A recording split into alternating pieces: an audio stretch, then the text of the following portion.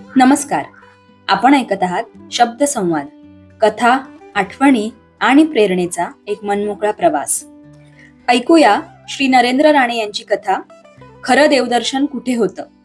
वाचन सौ श्रद्धा राणे पोवार.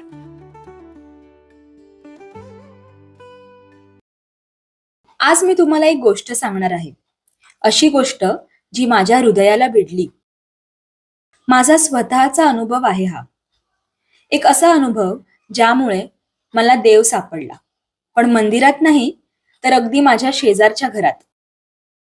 4 दिवसांपूर्वी मी आमच्या जुन्या आणि सगळ्यात जवळच्या शेजाऱ्यांकडे गेलो होतो. सहसा मी कोणाकडे जास्त जात नाही, पण त्या दिवशी अनायसे जाण्याचा योग आला. माझा वाढदिवस होता.